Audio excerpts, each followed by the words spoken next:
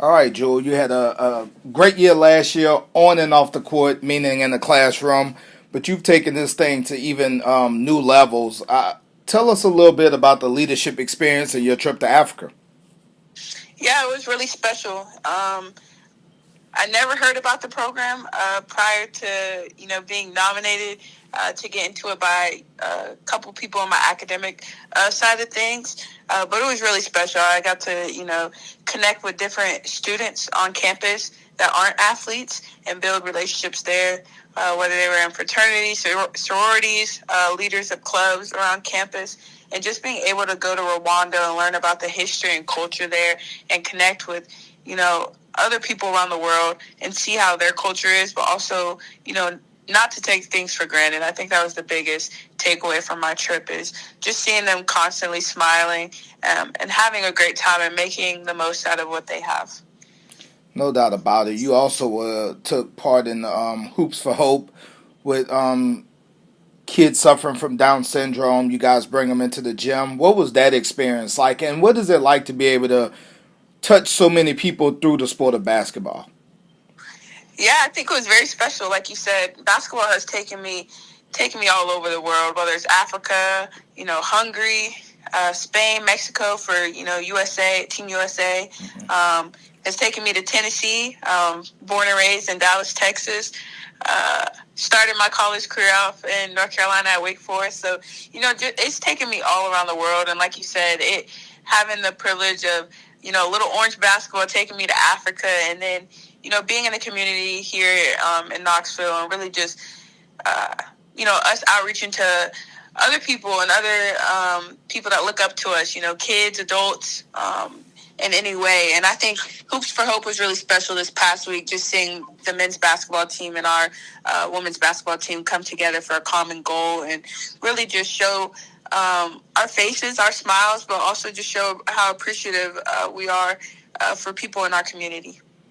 No doubt, no doubt. A big change over there in Tennessee, obviously going from Kelly Harper to Kim Caldwell. Do you feel like your role in particular would change, or do you just think Kim Caldwell will kind of add to what you already bring to the table?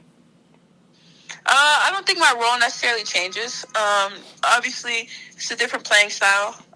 Coach Kim wants to play fast, offensively and defensively, up tempo, up pressure, to turn over our opponent.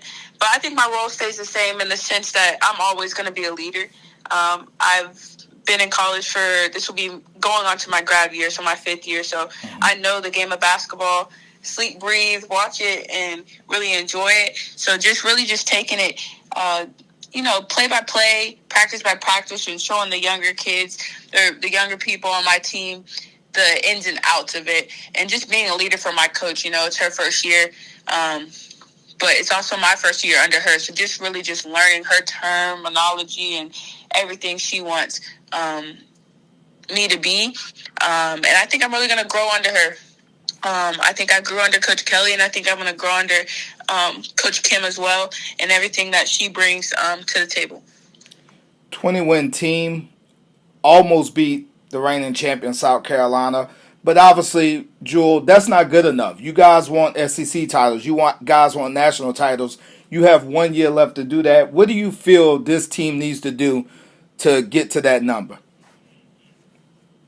I think just buy in. Like you said, we have a new coach. We have to buy into her system, what she brings to the table, and what she wants out of us. And I think if we do that, everything else will take care of itself. Because at the end of the day, basketball is basketball. And if we just, lock into everything she wants us to do offensively and defensively, and we stay together and keep building our chemistry, I think special things are going to happen.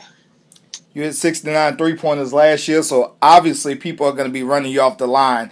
Are you working on anything in particular to kind of offset the type of looks you think you'll get this year based on the success you've had last year?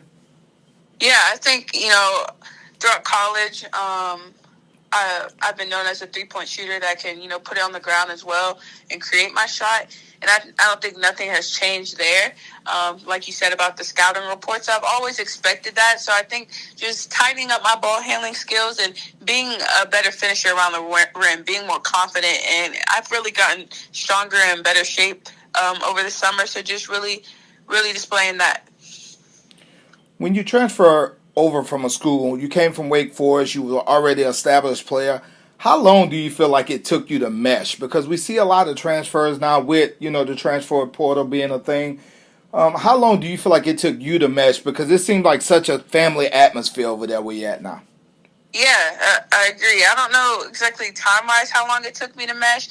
I think I'm an outgoing person that really values relationships. So when I first got over to Tennessee, just connecting with the coaches and the current players, and then really just showing me what it is and what it means to play for such a historic program in Tennessee. So I can't answer exactly the time-wise, but like you said, I think just our team chemistry and the culture here at Tennessee, like you take people under your wing and you show them the ins and outs, and just that's how you build a really special team, is when you bring people along, whether there's transfers or younger players on your team. And just seeing the leaders that there were last year and me trying to be that this year. Rocky Top is an insane place. I was looking at your video when you came over to commit to them. Did it even exceed your expectation of what you came in expecting? Because it seems like an absolute bananas place.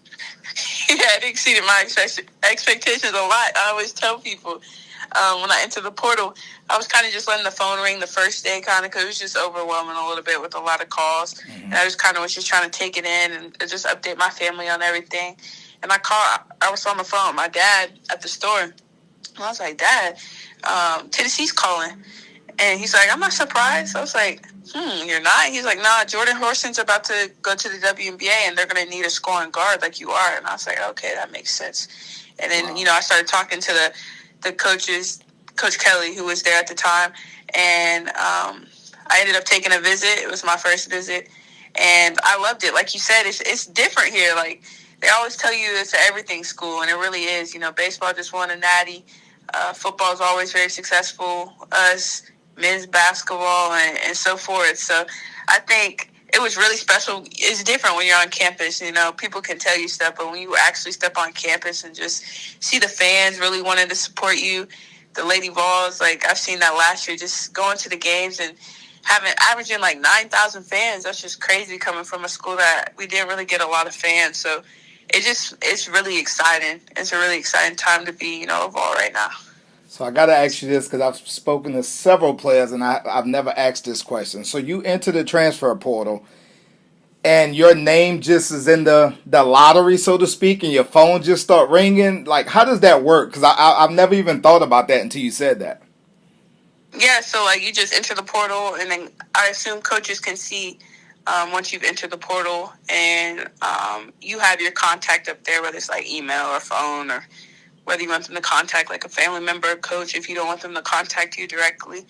And you can also enter as like a no contact or a contact. And I enter that as a contact, so anybody could contact me.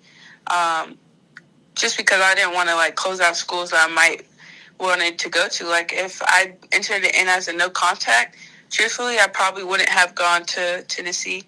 Not because it was just like, I don't know if it was because I didn't think they were going to reach out or anything. It was nothing against Tennessee. It was just, I don't know. I guess I wasn't expecting it, but I'm so grateful that they did, because it's really been, last year was really a great year, and I think this year is going to be even better. Just knowing more people around campus and administration and just making those connects that I've been doing. As grateful as you are, I'm sure they're even more grateful to get your talents over there at Rocky Top. Trust me. Yes. Thank you. Before I let you go, Jewel, I have to, I'd be remiss if I didn't talk about your work in the classroom. It's phenomenal to be a great athlete. You're exceptional on the court, but your grades, your standards, and the things you do in the classroom, how important is that to have that balance as a true student athlete? It's very important. I've grown up in a household that really values education. My mom, she would always give me extra problems when I got home from school, even if I didn't want to do that. And I'm just really grateful for her for that, because I think she just disciplined me at a young age. And I've always loved education. I've loved math. I love numbers. I love learning new things. I love writing. And I'm just not getting into reading a little bit more. So I think it's just great that, I've been in a household, especially with both of my parents, that value education, but I can give a shout out to my mom for making sure I stay in my books. But I think it's helped me transition to college ever since I'm a freshman and now in grad school, just knowing you have to manage your time, right? So you can't procrastinate. You want to get stuff done when it needs to be done or beforehand. So it's less stuff on your plate. And I think that has helped me be so successful on the court because I have less stress off the court. And I think another shout out to Tennessee for their, broadcasting program after basketball. After I stop dribbling the basketball, whenever that is, hopefully not soon, I want to do sports broadcasting. I love sports. I've been around sports with both of my brothers and my parents all my life. And I just know various sports, whether it's me, having played softball, ran track, done competitive swimming. My brothers played football, and both of them currently play basketball. So we're a sports family, obviously value education, but like you said, the ball can take you a lot of places, and I think Tennessee has done a great job for student athletes specifically, just allowing us to see different parts of the world and just really valuing us as people more than just student athletes, because you don't get that everywhere. And, with me being able to do an independent study last year, I was able to do a broadcasting show, have my own show with two other athletes called Transfers Talk Tennessee Sports, and get into the newsroom, bring in different athletes from various sports and just interview them and talk their sport, and just put, different players and different people, coaches on the map, and just show what Tennessee is. So I'm just very thankful for that opportunity, and they just continue to be top class, as they always say.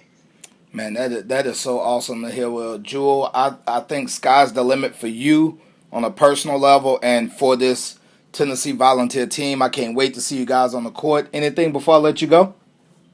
No, I think you covered everything. I appreciate